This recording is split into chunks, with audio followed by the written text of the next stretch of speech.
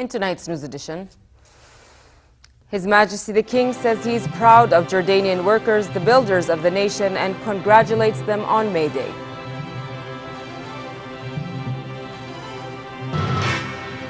The new Azraq camp begins receiving Syrian refugees as it formally opens and could become one of the world's largest.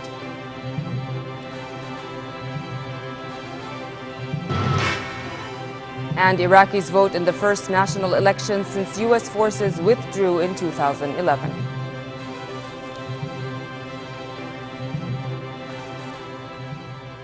Good evening and welcome to the news at 10. His Majesty the King expressed his pride in Jordanian workers for their role in building the country and said the kingdom will grow stronger with their giving. King Abdullah congratulated laborers on May Day during a visit to the Jordan Korea Technology Institute near the city of Zarqa. This report has more. Labor and providing jobs for Jordanians has been at the center of King Abdullah's concerns. His Majesty has issued repeated calls for providing suitable jobs and a decent life for every individual in the country. During a visit to the Jordan Korea Technology Institute, a fruit of the Jordanian-South Korean partnership, His Majesty joined workers and trainees to check on conditions at the state-of-the-art training facility in the town of Al-Hashimiyya near Zarqa city. He toured vehicle maintenance shops at the institute, which aims to develop technical training and raise the efficiency of the local workforce to meet local market needs. The King was briefed on the importance of training at the modern institute that qualifies workers to take jobs in the various economic sectors. Established in 2007, the institute, which is affiliated with the Vocational Training Corporation, offers training in software technology, mechanical control and communications, medical equipment, vehicle maintenance, air conditioning, welding, and metalworks. The institute grants a technical diploma for holders of the Tawjihi Secondary School Certificate in cooperation with the Balqa Applied University, as well as vocational courses for other trainees. During the ceremony, Labour Minister Nidal Gatamin said the King's support of labourers in various sectors is a major incentive for their giving. The minister said the National Employment Strategy, launched upon a royal initiative in mid-2012, aimed to regulate the labour market, absorb the jobless, improve skills and growth for macro, small and medium-sized enterprises, and raise productivity. Gatamin said his ministry had sought through the strategy to improve living standards through increasing employment, wages, and other benefits. He said under the employment scheme, and since 2013, more than 30,000 jobs had been created in the private sector, 14,700 others in self-financed projects, in addition to more than 1,300 trainees.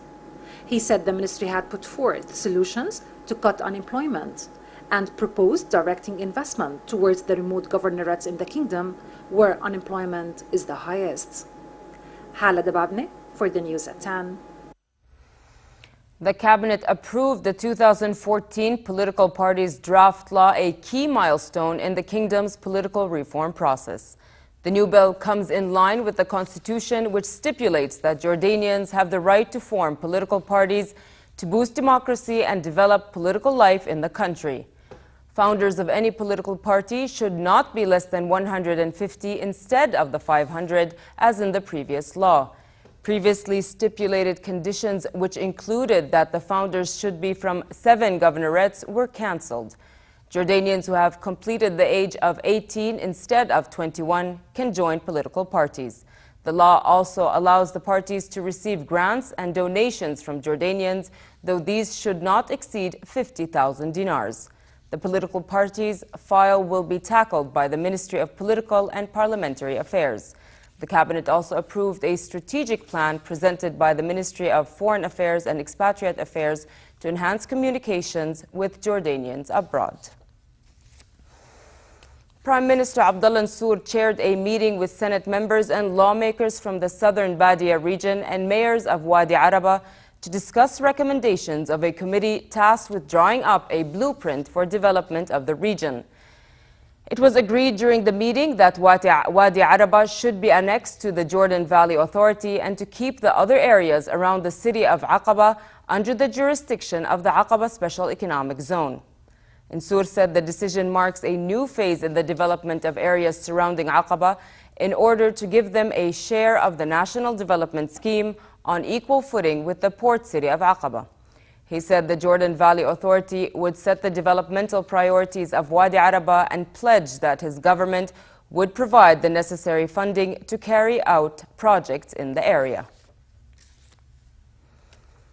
Prime Minister Abdullah Nsour said the Ministry of Awqaf and Islamic Affairs has taken measures for the short and medium terms to address a shortage of qualified mosque preachers. Responding to a letter by Islamic Action Front Secretary General Hamza Mansour, Nsour said the ministry is working with the Sharia faculty at local universities to open undergraduate programs to plug the shortage of imams. The Islamic Action Front, the political arms of the Muslim Brotherhood, has questioned the government's strategy of assigning Egyptian imams to deliver Friday sermons at Jordanian mosques. The Prime Minister said the ministry's plan seeks to enable mosques to play their role of enlightening the Jordanian society and promoting Islam's message of tolerance. Jordan and the United Nations officially opened a new camp for refugees for the Syrian war, which could become one of the world's largest refugee accommodation centers. Jordan is home to over 600,000 registered refugees. Foreign Minister Nasser Joudeh announced that Jordan will on Sunday host a meeting of the ministers of countries neighboring Syria, including Iraq, Turkey, Lebanon, and Egypt. He said the meeting will put the spotlight on the humanitarian situation resulting from the Syrian crisis and draw world attention to those conditions. The new Azraq camp in central Jordan would take the pressure off Zaatri camp, which houses a refugee population of over 100,000. Farah Ajlouni was in Azraq and filed this report. Rows of empty white cabins fill the horizon in the remote Azraq desert.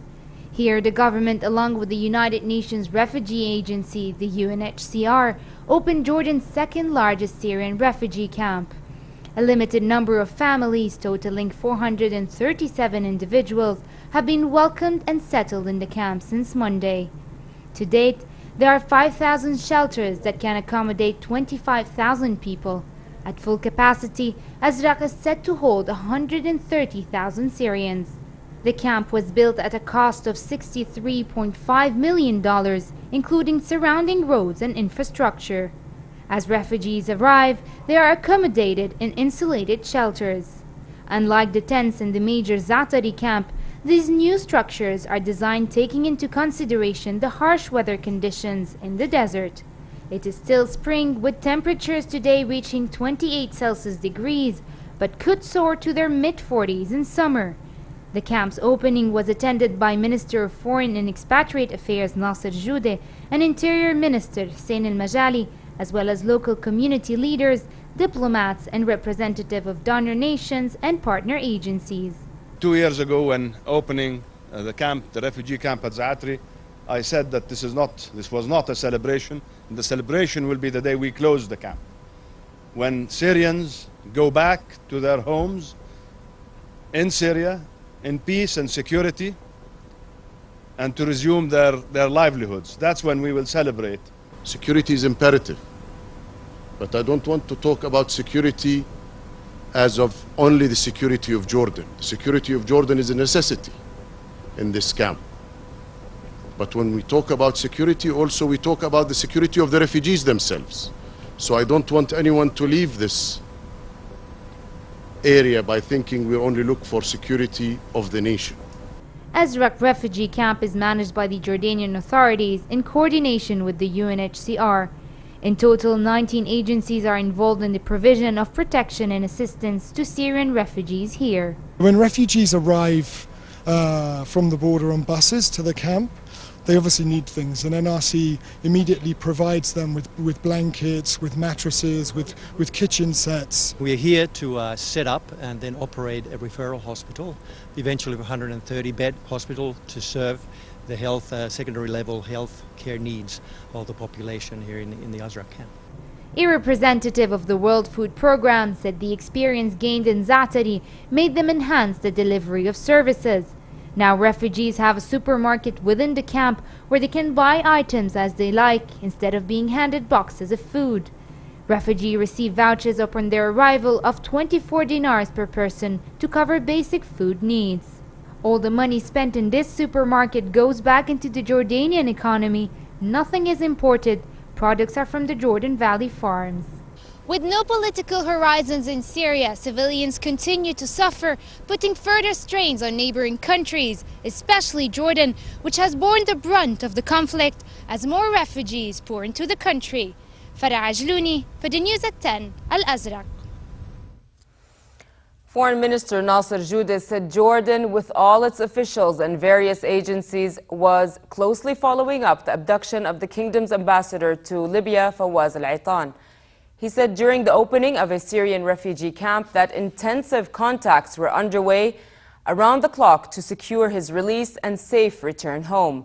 Judeh said that since Aitan's kidnapping 2 weeks ago by unidentified gunmen, Jordan has held the abductors fully responsible for his safety. Iraqis voted in their first national election since U.S. forces withdrew from the country in 2011.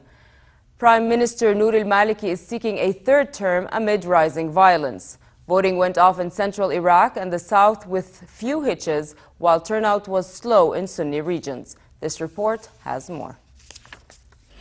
Iraqis head to the polls in their first election since U.S. forces withdrew from the country 3 years ago. Voters must choose from more than 9,000 candidates, but the ballot is really being seen as a referendum on Prime Minister Nouri al-Maliki, a Shiite Muslim who has governed for 8 years. He's facing criticism he's aggravating the sectarian splits as he tries to consolidate power. A growing insurgency between Sunni Muslim militants and the military is tearing apart the west of the country. Iraq's experiencing the worst unrest since 2008, with 160 people killed in the past week alone. Security's been heightened ahead of the election, and some voters face multiple searches before being allowed into polling stations. But the Prime Minister, who was among the first to vote, urged Iraqis to do the same despite the security threats. On this occasion, I call upon all Iraqis to go to ballot boxes and participate in large numbers in the election, because those who will take part in the election will have a right to monitor and ask questions, just as those who do not take part in the election will have no right. I do not want any citizen to miss his right in monitoring the election. I wish to see a huge turnout. God willing, we will celebrate our successful election and defeat terrorism and those who bet on the election postponement. Maliki faces challenges from Shiite and Sunni rivals, but political analysts say no party is likely to win a majority in the 328-seat parliament. And don't expect a result anytime soon. Forming a government may be hard, even if Maliki's State of Law Alliance wins the most seats as expected. It took 9 months to seat a government after the last national election in 2010, a vote that took place with tens of thousands of US soldiers still in Iraq. A government airstrike on a school in Syria's northern city of Aleppo forces has left at least 18 dead, many of them children. The bombing came a day after attacks on government-controlled cities killed more than 100 people. The devastating strikes come as Syria prepares for an election likely extend President Bashar al-Assad's grip on power. The president met with the families of people killed in the ongoing conflict to thank them for their relative sacrifice. The president was quoted as saying the families who encouraged their sons to join the armed forces to defend Syria embodied the most superior state of patriotism. Lebanese politicians abandoned their second attempt to elect a new president. Dozens of deputies boycotted a parliamentary vote to choose a successor to President Michel Sleiman. The country's two main political blocs, the pro-Hezbollah March 8 alliance and its March 14 rivals, have yet to agree on a consensus candidate who could garner majority support among the 128 parliamentary deputies. The stalemate stems from long-standing political and sectarian divisions deepened by the war in neighboring Syria. Maronite Christians who are allocated Lebanon's presidency under the country's power-sharing system are split. In the absence of any such agreement, Today's vote was called off after the March 8 group stayed away from Parliament. It deprived the Parliament of a two-third quorum necessary for the vote to go ahead. The Parliament Speaker scheduled the next attempt at a vote for May 7, less than 3 weeks before Sleiman's term expires. Russia's President Vladimir Putin and Italian Prime Minister Matteo Renzi said in a phone call that all sides in the Ukrainian crisis must observe an international deal reached in Geneva to de-escalate the situation. Germany's Angela Merkel and Japanese Prime Minister Shinzo Abe meanwhile said leading industrial powers would stand united on further sanctions against Russia if needed. In eastern Ukraine, masked gunmen in military fatigue seized government offices in another Ukrainian town. It was another sign that pro-Western authorities in Kiev are losing control of the country's eastern industrial heartland bordering Russia. Here's more. A major escalation in the crisis in eastern Ukraine. Hundreds of pro-Russia separatists seized the regional government's headquarters and the prosecutor's office.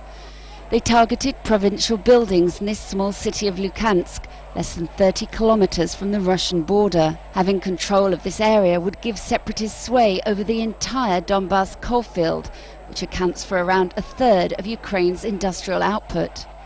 Shouting "Rise up," they gathered outside, demanding a referendum on greater autonomy. Most of the people in this area speak Russian as their first language.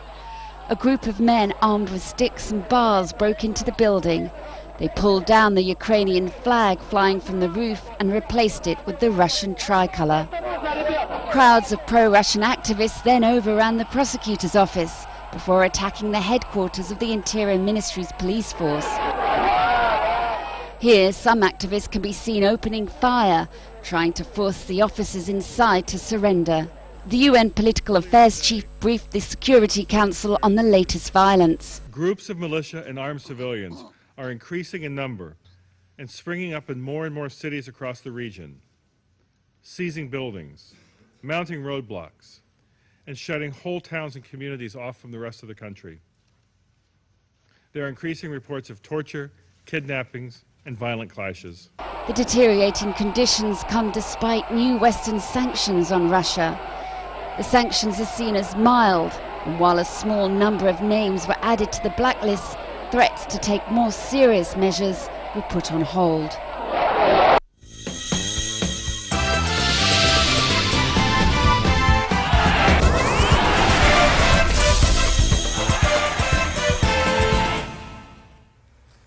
The NBA's decision to ban Los Angeles Clippers owner Donald Sterling from the game for life marks the start of a healing process as his players got back to the business of playing basketball.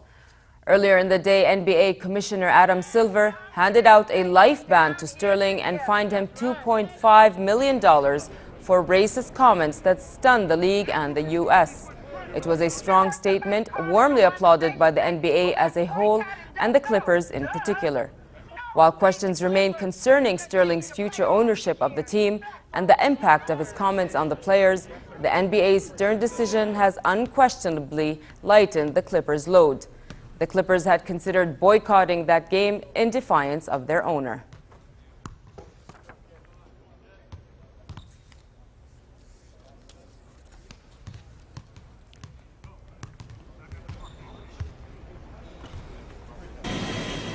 Mark Cavendish claimed his third-stage victory on the Tour of Turkey on a day when racing was temporarily halted due to dangerous conditions.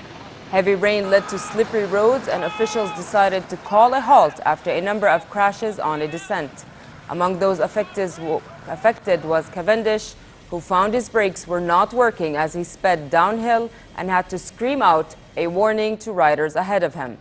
Once the roads dried out, the stage victory was never in doubt as Cavendish team delivered him into a perfect position to be the first to cross the finish line.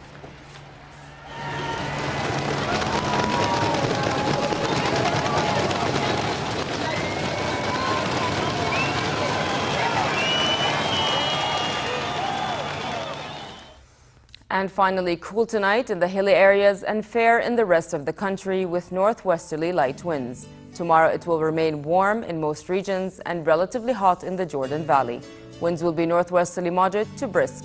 The Gulf of Aqaba should expect a warm night and hot day tomorrow with northerly moderate winds and slightly choppy seas. Next are the lows and highs for tonight and tomorrow.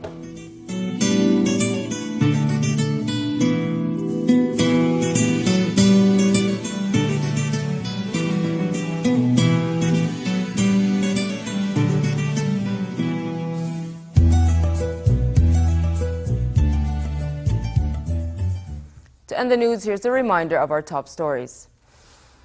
His Majesty the King says he is proud of Jordanian workers, the builders of the nation, and congratulates them on May Day.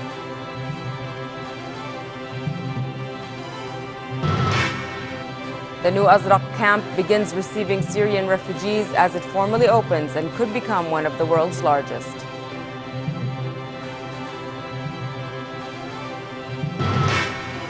And Iraqis vote in the first national election since U.S. forces withdrew in 2011. With that, we come to the end of tonight's news. I'm Nancy Khair. Thank you for watching and have a good night.